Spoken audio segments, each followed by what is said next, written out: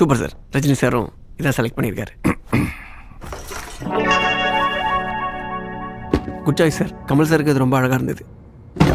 இருக்கட்டும்.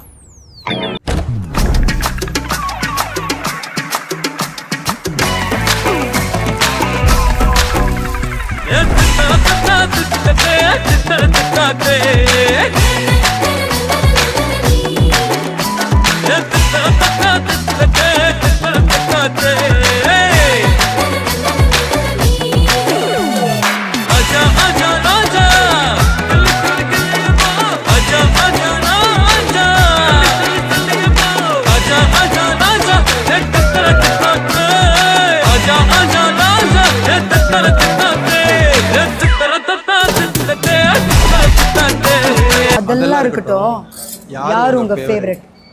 கேக்குறாங்க இல்ல, சொல்லுங்க ஜி.